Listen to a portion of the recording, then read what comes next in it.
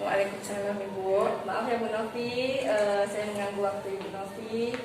Ini nih Bu, pada kesempatan kali ini saya ingin mengajukan wawancara Bu untuk supervisi kita nanti. Berarti rencananya kan saya minta bantu Ibu nih untuk supervisi akademis di kelas Ibu nanti. Nah, rencananya tujuan pembelajarannya apa ya Bu yang akan Ibu ajarkan nanti? Nah, tujuan pembelajaran saya melakukan model pembelajaran contextual teaching and learning, di mana kita menggali informasi dari berbagai sumber belajar, bisa dari buku, bisa dari internet, pokoknya segala sumber. Nah, materinya apa saja? Materinya minggu depan yang akan saya masuk itu tentang revolusi gereja dan reformasi Inggris, revolusi industri. Ya, baik Ibu, berarti itu mata pelajaran sejarah ya Iya, Bu, sejarah. di mana tujuan pembelajarannya tadi siswa atau peserta didiknya mampu untuk memahami ya mengenai revolusi gereja tadi ya dan revolusi industri ya Bu ya. Ibu bagus sekali, berarti tujuan pembelajarannya sudah nampak dari apa yang Ibu paparkan. Kemudian rencananya metode tadi juga sudah Ibu sampaikan ya Bu, menggali dari berbagai sumber yang ada. Mungkin nanti ada yang menggunakan buku pelajaran dan bisa menggunakan HP juga ya Bu. Boleh. Berarti siswa Ibu berarti boleh membawa smartphone ya Bu ya pada saat pembelajaran.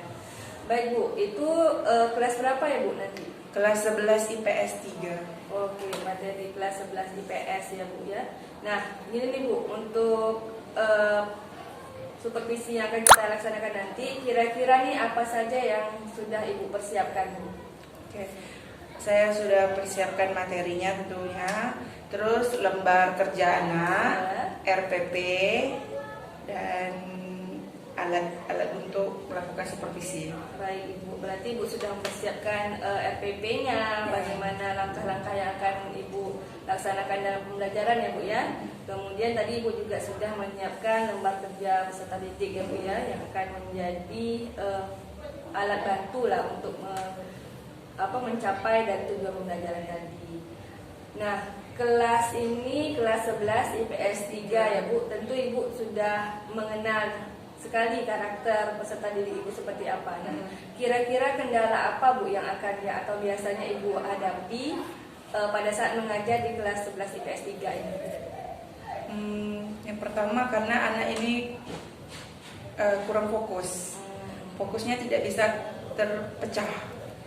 Mungkin kita pas menjelaskan itu paling 15 menit saja mereka fokus, sisanya mereka sudah tidak fokus, entah pegang buka-buka buku, entah apa yang dibaca lah, entah pokoknya dia tak bisa fokus. Yang pertama anak ini. Yang kedua memang lambat nangkap. Cara penyampaiannya itu harus berbeda dengan misalnya dari IPA. Tidak boleh kita menjelaskan itu langsung nggak bisa. Harus yang pelan nanti diulangi lagi. Pelan nanti diulangi lagi gitu. Karena kalau mereka langsung kita jelaskan langsung semua itu mereka tak ngerti, bingung gitu. Baik Bu, tadi kendalanya dari yang apa Ibu Novita ceritakan ya Bu, mungkin siswanya susah untuk fokus, kemudian kalau pada saat menjelaskan itu mungkin harus lebih teratur gitu ya Bu, dibanding mungkin peserta didik kita di IPA atau di jalur yang lain ya Bu. Nah, kira-kira Ibu Novita sudah paham nih kendalanya seperti itu. Kira-kira apa solusinya yang mungkin pernah Ibu Novita berikan di kelas sehingga mungkin bisa mengembalikan atau menguatkan lagi konsentrasi peserta didik tadi? Mungkin dengan permainan. Sambil bermain bisa saya buat entah teka-teki silang, ice breaking gitu ya. Ice breaking juga, entah saya bikin teka-teki silang. Itu kan mereka sambil bermain, entah menyocokkan kotak-kotak itu kan untuk menjawab itu, mungkin dengan seperti itu. Oke, baik, berarti Bu Novita sudah pernah menyiapkan media pembelajaran yang lebih efektif gitu ya Bu, supaya pembelajarannya lebih menarik, kemudian sehingga fokus peserta didiknya lebih meningkat. Baik Ibu Novita, terima kasih banyak atas wawancara kita pada pagi hari ini ya Bu ya, wawancara pra observasi. Silakan nanti kita lanjut ke kelas ya Bu untuk melaksanakan supervisi akademik. Mohon kerjasamanya ya Bu. Terima kasih atas waktunya. Saya akhiri. Assalamualaikum warahmatullahi wabarakatuh. Waalaikumsalam warahmatullahi wabarakatuh.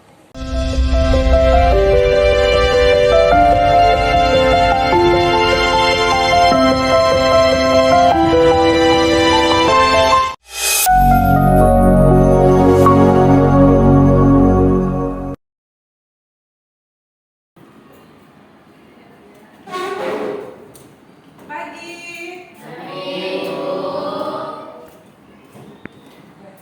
Oke, sebelum kita mulai pelajarannya, alangkah terlebih dahulu kita berdoa. Silakan dipimpin di kelas. Siap. Doa mulai.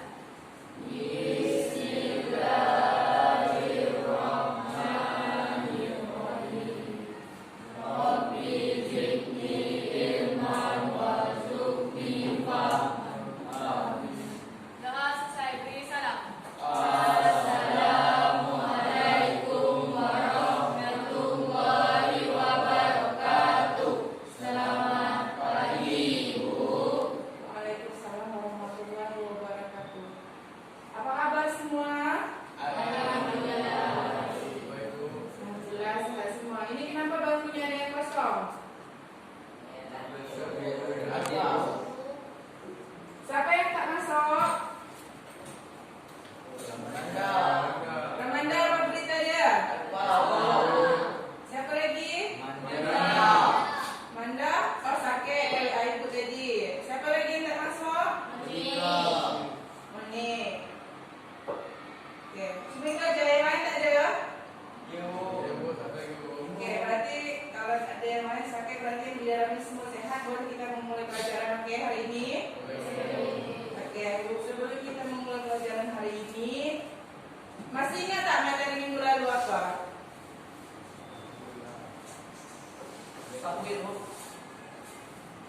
Materi minggu lalu kita sudah membahas tentang merkantilisme. Masih ingat? Aku lalu, Renaissance. Dia masih ingat apa itu merkantilisme? Dia masih ingat? Lupa? Sikit pun tak ingat?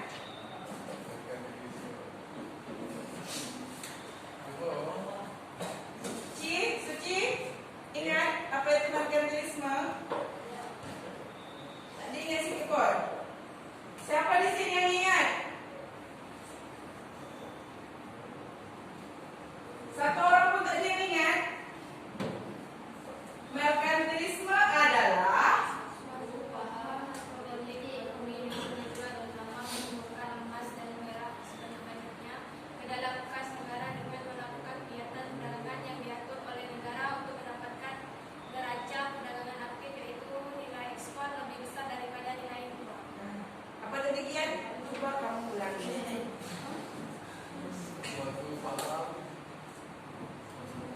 Coba dia simpulkan aja apa yang dicakapkan tadi.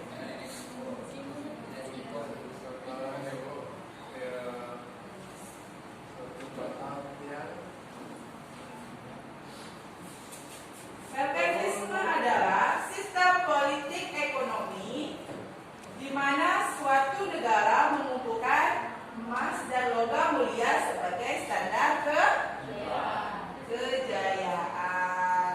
Negara-negara mana saja yang menganut merkantilisme?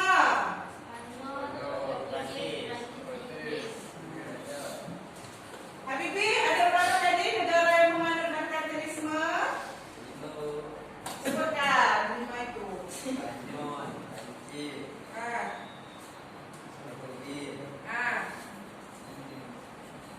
Apa lagi? Apa lagi?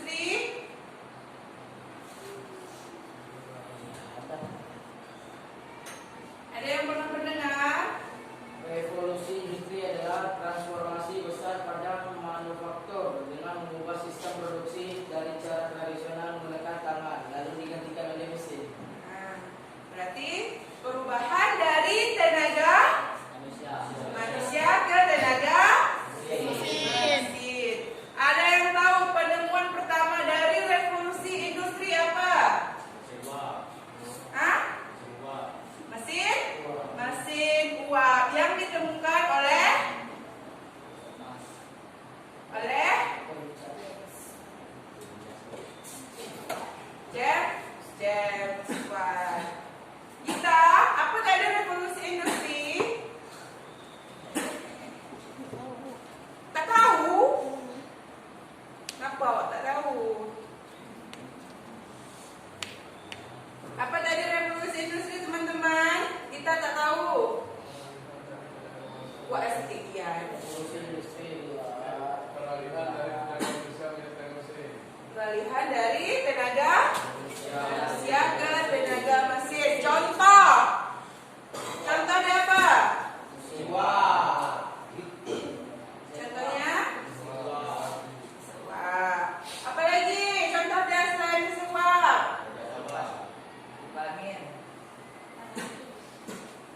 Kipas angin. Gita, coba kamu kasih contoh ke ibu. Perubahan dari tenaga manusia ke tenaga mesin apa?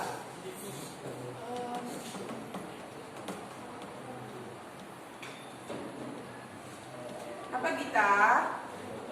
Tak tahu, tak bisa ngasih? Tak bisa ngasih contoh? Misalnya kita lah dekat rumah. Kalau dulu kita masak nasi pakai apa?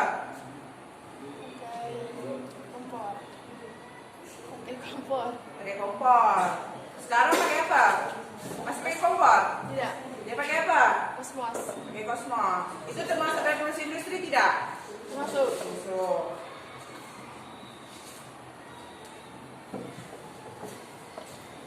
Apa lagi? Nah, bisa menyambut rumput. Apa lagi, Dik? Kapal. Bisa cuci. Kapal. Motor. Kapal. Mobil. Pesawat. Kapal.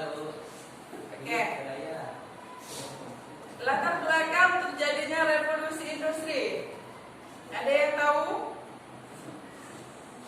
Yang pertama, negara yang melakukan revolusi industri pertama kali adalah Inggris. Nah, kenapa Inggris bisa melakukan revolusi industri?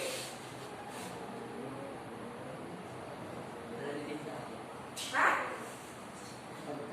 Yang pertama, ketika suatu negara ini melakukan sebuah revolusi, pasti harus ada modal. Karena Inggris memiliki modal. Apalagi karena Inggris memiliki tenaga ahli. Terus Inggris juga memiliki apa lagi? Barang mentah. Apalagi? Inggris memiliki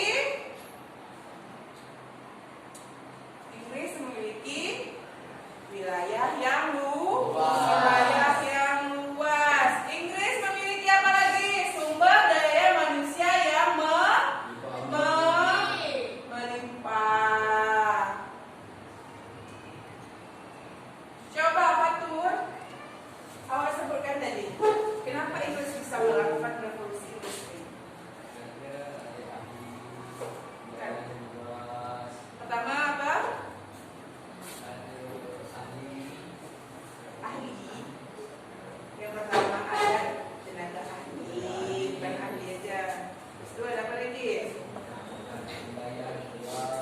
Wilayah yang luas.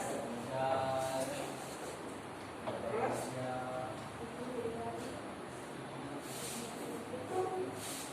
apa lagi?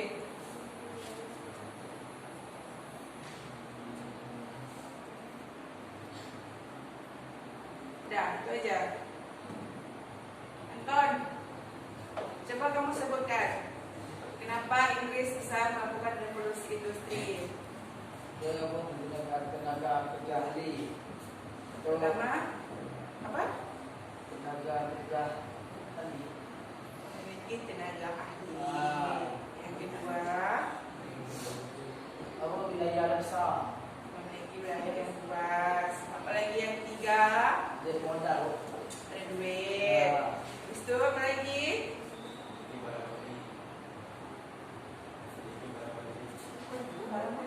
Barang mentah. Barang menteri. Barang mentah, Sauki. Apa lagi? Karena Inggris memiliki sumber daya manusia yang melimpah. Sampai di sini ada yang mau bertanya? Oke, kalau tidak ada, Ibu ada tugas. Silakan bentuk kelompok. Udah gila kalian berapa orang ini? Bentuk 5 kelompok. Ayo cepat, bergerak, bangun.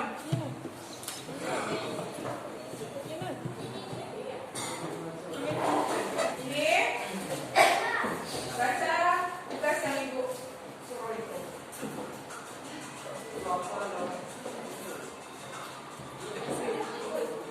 Kalian boleh mencari informasi di buku di handphone, oke? Boleh dicek nomornya. Tulis saja di belakangnya ya.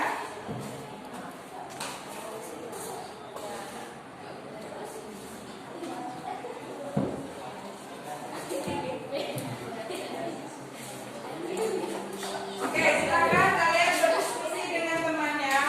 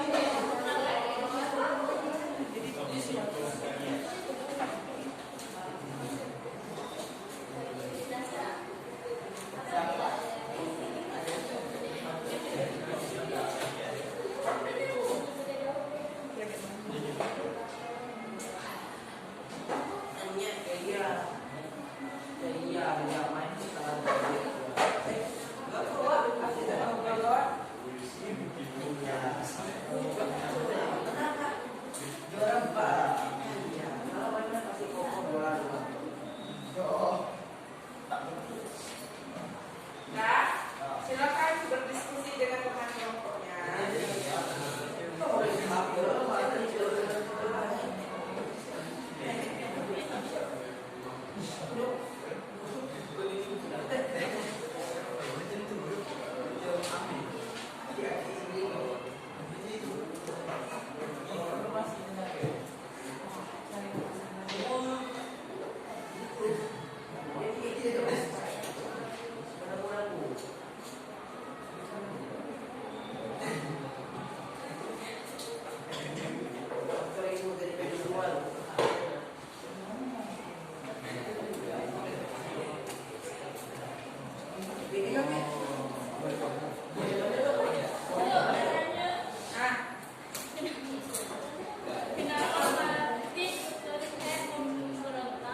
Nah, kenapa Martin Luther memberontak? Tadi karena ada apa? Adanya penyimpangan di dalam gereja. Nah, menurut Martin Luther, surat pengampunan dosa itu seharusnya tidak boleh ada di dalam suatu gereja. Kenapa? Karena ketika apel itu dikeluarkan, hanya orang-orang tertentu saja yang mampu untuk membeli, ya kan? Untuk membeli surat apel tersebut. Sehingga mereka merasa dosa mereka terampuni. Jadi itu hanya untuk kalangan atas, sedangkan kalangan bawah tidak mampu untuk membeli apa tersebut. Nah, makanya itu melakukan pemberontakan.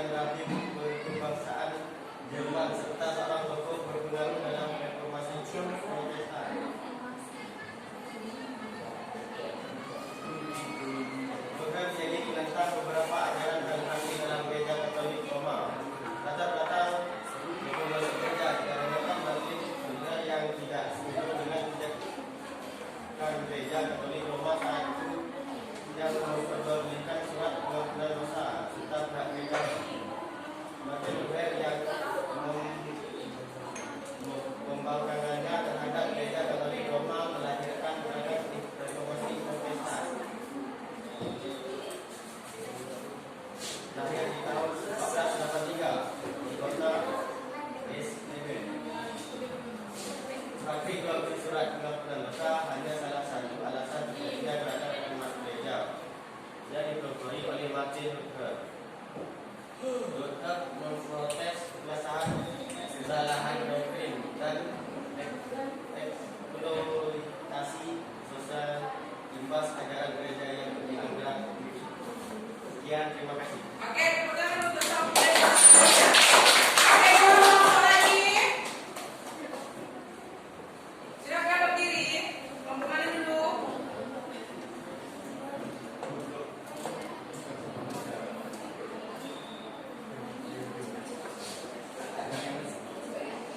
Kami dari Kabupaten akan mempresentasikan sesuatu. Martin Luther adalah orang yang membangkang terhadap gereja Katolik Roma dan melahirkan gerakan reformasi Protestan. James Watt adalah orang yang berhasil menciptakan meskipun pertama yang efisien. Tepuk tangan untuk kelompok 3. Kelompok terakhir, silakan maju. Silakan presentasinya. Assalamualaikum warahmatullahi wabarakatuh. Kami akan mempresentasikan hasil kelompok kami. Martin Luther lahir di Eisleben, Saxon, Jerman dari pasangan Hans dan Margaret. Luther pada tanggal 10 November 1483. Luther mengajar sambil melanjutkan studi teologinya.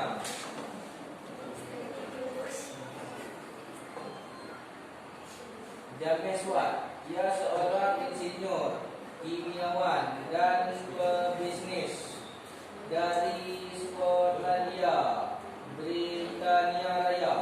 Keluarganya merupakan pekerja di bidang perkapalan dan pembangunan rumah. James Watt menerima pendidikan di rumah sebelum memulai pendidikan di sekolah. Tepuk tangan untuk kelompok terakhir. Oke, kita akan lanjut ke mendeskripsikan dari materi yang sudah kita pelajari hari ini. Ada yang bisa merangkum ya? Silakan kecil. Kecil rangkum.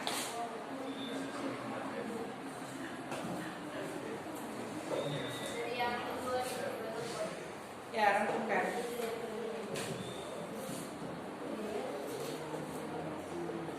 Martin Luther itu merupakan pelopor atau pendiri gerakan reformasi gereja yang melahirkan sebuah gerakan reformasi Protestan. Sedangkan James Watt yang merupakan penemu mesin uap yang melopori lahirnya reformasi industri. Yang lain? Ada yang bisa merangkum lagi selain Suci? Gina? Coba kamu rangkumkan. Dari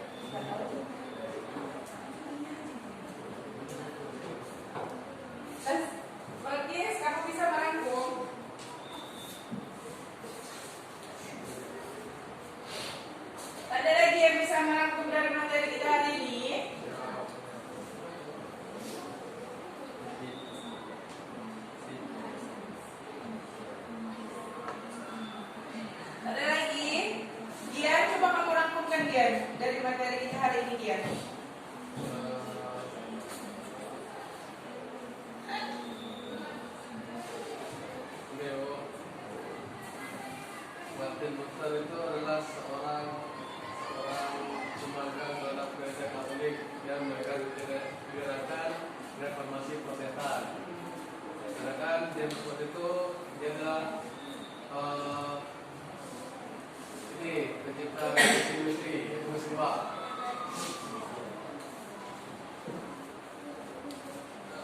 Oke, mungkin materi kita hari ini sampai segini. Tolong minggu depan kerjakan halaman 102. Minggu depan baru kita bahas, oke?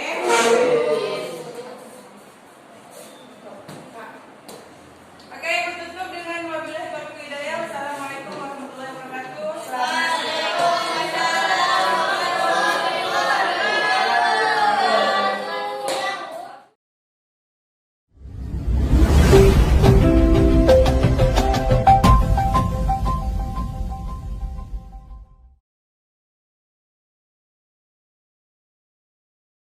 Oke, assalamualaikum warahmatullahi wabarakatuh. Waalaikumsalam warahmatullahi wabarakatuh. Oke, selamat pagi Bu Novita. Maaf mengganggu lagi ya Bu. Ya. Waktu Ibu mungkin bertugas menindaklanjuti dari kegiatan kita supervisi akademik kemarin ya Bu ya di kelas 11 IPS 3.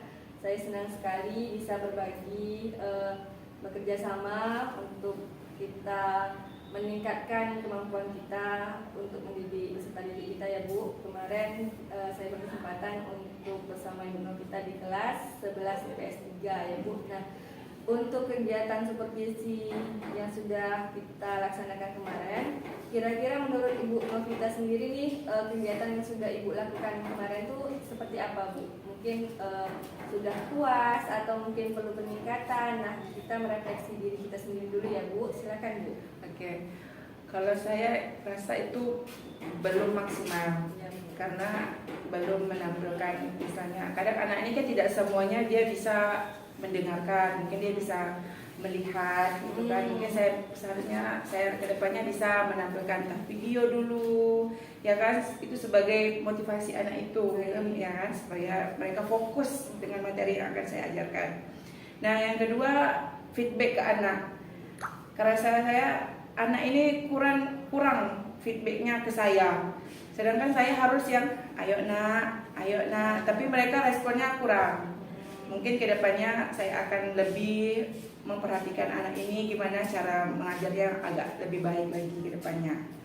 Mungkin seperti itu. Oke, terima kasih Bu Novita. Tadi kita dengarkan mungkin refleksi dari Ibu Novita sendiri ya, bahwa mungkin yang ini sudah bagus, tapi lebih ditingkatkan lagi, mungkin lebih ke pembelajaran, ada namanya berdiferensiasi tadi ya Bu ya, mungkin ada bisa mengakomodir kemampuan anak yang mungkin suka dengan visual, suka dengan audio, mungkin itu bisa diakomodir. Baik Bu. Kemudian tadi dari refleksi yang sudah Ibu berikan tadi, ada bagaimana meningkatkan mungkin feedback anak, mungkin meningkatkan lagi bagaimana keaktifan anak dalam pembelajaran tadi ya Bu ya. Oke Bu, jadi Ibu rasakan tadi belum maksimal, Belum ya? maksimal. Bagaimana keaktifan anak itu sendiri. Yang kita inginkan pembelajaran yang bersifat study center ya Bu ya, bagaimana memang pengetahuan itu dibangun sendiri oleh siswa. Baik Ibu, tadi berarti sudah kita dengarkan refleksi diri dari Ibu. Mungkin saat sekarang boleh kiranya saya menyampaikan mungkin ya Bu dari beberapa catatan atau mungkin pengamatan saya dalam kegiatan supervisi kita tadi. Nah, kira-kira kalau seperti yang Ibu sampaikan feedbacknya tadi Bu, kira-kira untuk kedepannya kapan Bu Ibu akan melaksanakan kegiatan yang tadi yang seperti pembelajaran lebih berdiferensiasi, kemudian pembelajaran yang meningkatkan keaktifan anak, itu kapan rencana Ibu dalam waktu dekat? Ya, rencananya mungkin minggu depan saya akan membuat materi pembelajaran yang lebih menarik lagi, supaya anak juga lebih fokus, dia lebih suka di dalam kelas dan belajar sejarah, supaya sejarah itu tidak menjadi pelajaran yang membosankan. Baik Bu, bagus ya Bu ya. Berarti Bu sudah punya perencanaan ke depan bagaimana kita terus belajar untuk menjadi guru yang lebih baik. Berarti memang mempersiapkan diri lebih baik lagi pada saat mengajar di kelas. Baik, tadi dalam catatan saya Ibu sudah melaksanakan pembelajaran yang membentuk kelompok tadi ya Bu ya, sudah kooperatif, walaupun siswanya mungkin masih belum begitu antusias atau belum menunjukkan keaktifannya, tapi mereka tadi sudah Ibu berikan kebebasan memegang handphone ya Bu ya, memegang handphone, kemudian ada yang memakai buku teks. Nah, bagaimana mungkin cara Ibu mengelola memang handphone ini seperti pisau bermata dua ya Bu. Kadang kalau positif kita bawa maka dia positif, kalau negatifnya juga banyak. Nah, bagaimana peran Ibu sebagai guru mata pelajaran itu mengelola handphone tadi menjadi suatu hal yang bermanfaat dan bisa tidak disalahgunakan oleh peserta didiknya Bu? Oke, yang pertama saya memberi kepercayaan kepada anak, ya, karena kepercayaan itu yang pertama. Nah, ketika kita sudah memberikan kepercayaan kepada anak, anak itu juga memiliki tanggung jawab dari kepercayaan guru tersebut. Nah, insya Allah saya bilang sama anak, HP ini kalau untuk menjadi dia bisa menjadi jahat, dia bisa menjadi buruk, ya kan? Tergantung gimana Anda mempergunakannya. Jadi saya cuma memberi kepercayaan kepada anak itu. Nah, ketika saya sudah menyuruh mereka untuk membuat tugas dan mereka mengumpulkan, berarti kepercayaan yang saya berikan mereka emban dengan benar. Gitu saja Bu. Berarti nanti ada HP-nya pas pada saat selesai pembelajaran Ibu dipegang kembali gitu. Dia harus dipulang ke tanggung jawab sebagai guru Iya. mata pelajaran ya Bu ya, supaya nanti menghindari apa-apa yang tidak diinginkan. Baik Bu, mungkin ada kendala lagi Bu dalam membuat pembelajaran yang berikutnya nanti Bu? Mungkin waktu saja sebenarnya. Waktu ya. Saja, karena kita banyak kegiatan, juga harus pandai menyempatkan waktu untuk membuat materi pembelajaran yang lebih menarik seperti itu. Baik Ibu, terima kasih ya Bu. Tadi secara umum Ibu sudah melaksanakan kegiatannya dengan baik, sudah dapat memancing peserta didik menjadi aktif, walaupun mungkin perlu usahanya lebih gitu ya Bu. Tapi mudah-mudahan kita tetap berusaha sehingga siswa kita bisa menjadi pembelajar yang baik. Baik Ibu, mungkin cukup sekian kegiatan observasi pasca supervisi akademik kita kali ini. Mudah-mudahan dapat bermanfaat ya Bu ya. Atas segala kekurangan saya mohon maaf. Saya akhiri. Assalamualaikum warahmatullahi wabarakatuh. Waalaikumsalam warahmatullahi wabarakatuh.